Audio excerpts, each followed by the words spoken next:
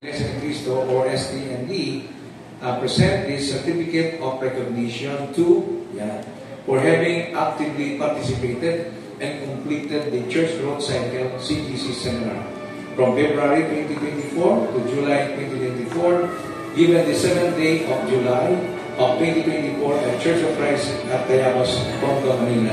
Signed, yours truly, and then Brother Socrates Bartolo, Brother Dennis Paragalan, mga elders po natin, Brother Reggie Roy, Episcope, Elder, Brother Roland Salazar, Elder, and Brother Jordan D. Quevedo, Elder, and Pushi. Okay? So, dahil po natin, una pong tinatawagan si Sister Ruby I. Salvador.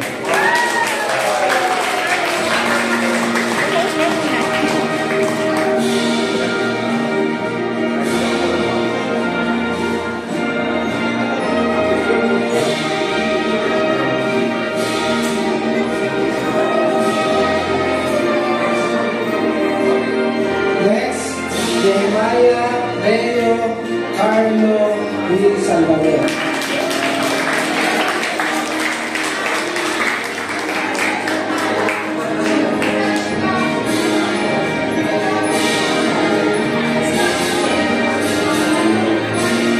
Next, Maria Mirasol G. Iñez.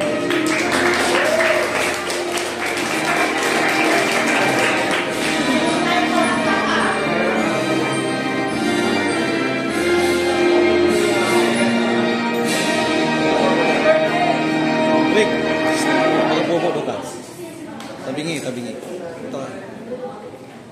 Yan. Next, Mark Vincent C. Iñez.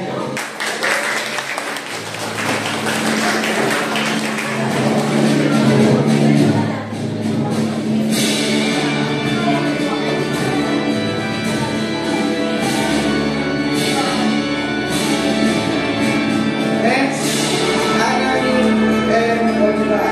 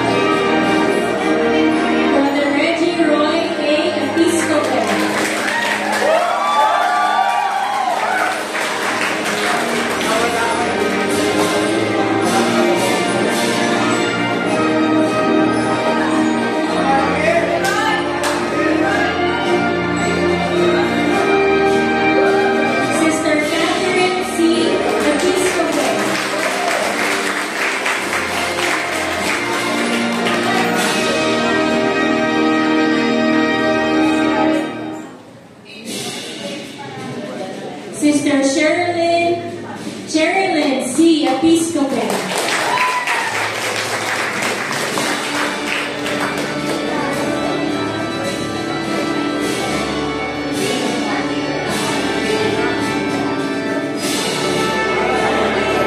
Rita M. Besa.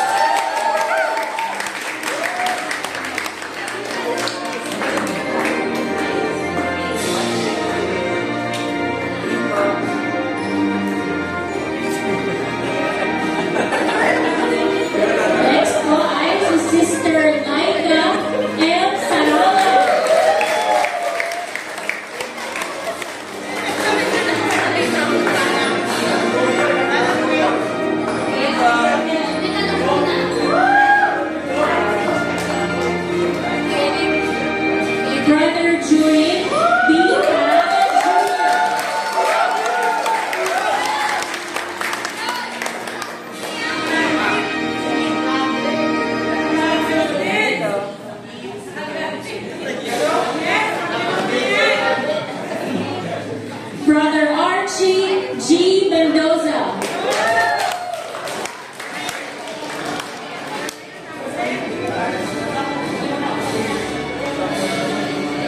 Sister Juliana C. Bartolo.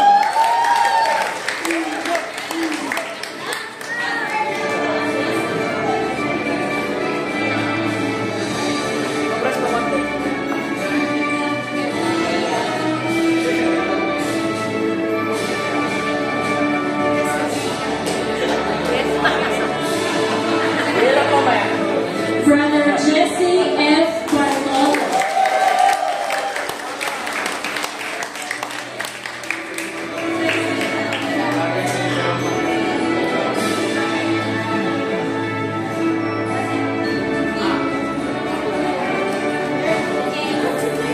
Sister Leia L. De Dios.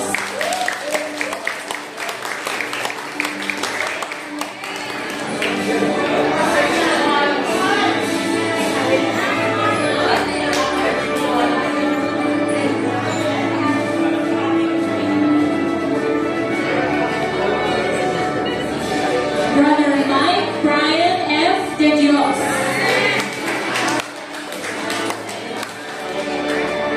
Brother Anthony R. Ignace.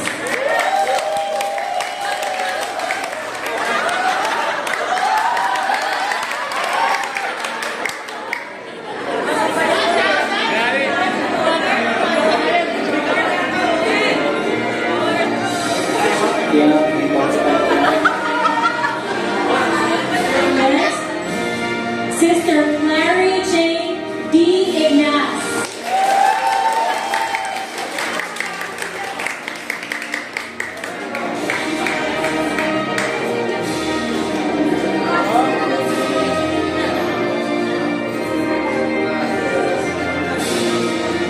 Sister Lani Nagundo.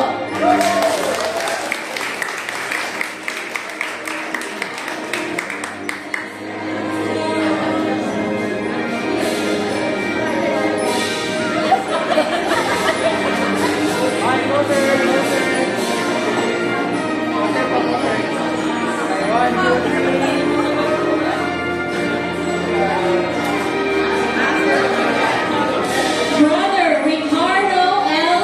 Villapando Jr.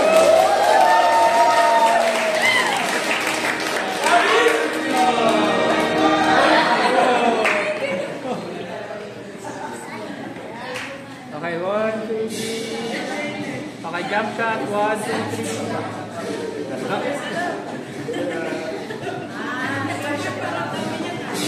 Siyempre, cellphone niya to eh. Cellphone niya to eh. Sister Portia B. Salvador.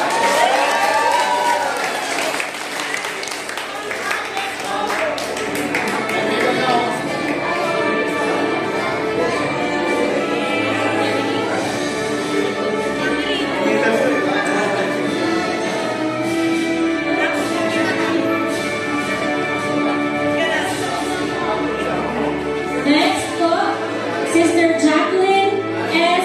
Austria.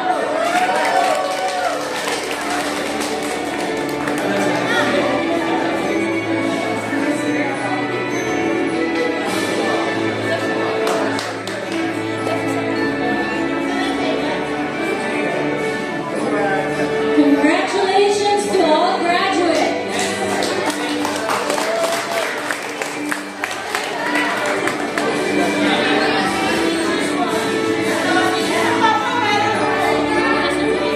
Lahat daw po ng graduates po tapos sa Tama. Son Sumalde.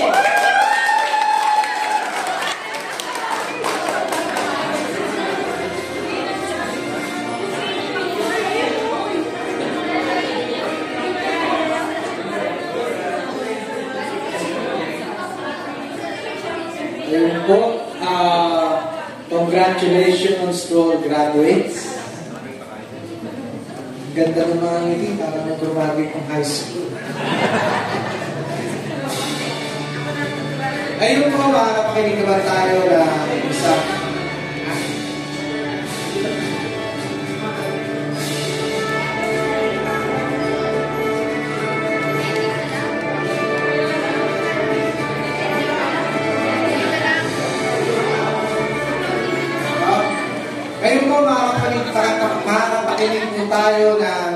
blessing mensahe mula sa ating elder, si Brother Sokbat.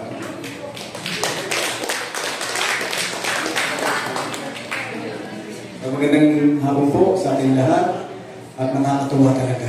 Pagkatapos ng mahabang panahon, 4 na linggo, no? 4 Sundays, tayo ay tumungo na doon sa ating umpisa. Ito ay commencement exercise. Ibig sabihin ng commencement, to commence, to start. So ito'y umpisa pa lang at marami pa tayong gagawin. Ang talagang kahit na ng mga unang mga tao dito sa church, no? Magmula pa ng unang mga miyembro dito sa church, ang talagang focus nila ay pangangaral. Doon nag-umpisa tayo sa kusang loob. Siguro hindi nyo na natatandaan ito, no? Nag-umpisa tayo sa kusang loob doon. Wala pa to. Ito'y ang tawag dito, ito'y kangkungan. Kangkungan ito, no? Doon sa kusang loob, araw-araw halos nangangaral sila sa daan, sa iskinita. May kakanta, may magsasalita, at madalas ma-invite doon si Brother Jeg Romulo. Bata pa si Brother Jeg noon. Siya yung mga nag-upisa na nangangaral dyan. Dito sa Batangas, naimbita, tao na ako, naimbita si Brother Roman Pel, naimbita dito sa Batangas at nangaral. At dito, nung araw may trumpeta tayo no? Yung trumpet ng malakas. Pagka nagsalita, dilig na dilig sa labas. Ang problema, tinapatan tayo itong kabila. Ito'y medyo kalaban natin doon, no? Naniingit yata, hindi ko maintindihan. Nagpa-practice sila ng yung combo. Todo rin. Sinasabayan yung church. No? Pero nagpatuloy pa rin tayo. No? Nagkaroon tayo ng mga bahay-bahay, nagkaroon tayo ng mga cell group, sa mga iba't ibang mga bahay. At ito'y itutuloy natin. At hindi tayo natatapos ngayon. It's just a commencement. Ito'y isang commencement activity. At kailangan magtuloy-tuloy sapagkat ito ang iniwan sa ating utos ng Panginoon. No? Tapos siya umakit sa langit. Yung kahilingan ng isang aalis. No? Ito yung napakahalagang kahilingan niya. Umayo kayo sa sanlibutan, ipangaral ng Ebanghelyo, bautismo sila sa pangalan ng Ama, Anak, at Espiritu Santo, at ako'y sa inyo palagi hanggang sa katapusan ng sanlibutan. Diba? Ituro nyo sa kanila lahat ng mga kinuro ko sa inyo. At ako'y sa inyo hanggang sa katapusan ng sanlibutan. So, purihin ng Panginoon, at dito sa umpisa natin, sana ay makita natin na tuloy-tuloy lang tayo, walang titigil, hindi tayo mapapagod sapagkat ang ating kasama ang banal na Espiritu ng Panginoon. At patuloy na magbibigay sa atin ang kalakasan at kasiglahan sa paglilingkod. So muli, ang papuri ay sa Panginoon, ang ating pasasalamat ay sa Panginoon, at pangalawa, siyempre sa mga nanguna sa atin, sa nagturo sa atin, at dahil sa ating mga natutuhan na yan, ito'y hindi mananatili sa isip lang, kundi ito'y magiging bahagi ng ating pagkatao, part of our characters. No? So purihin po na muli, at maraming salamat sa ating lahat.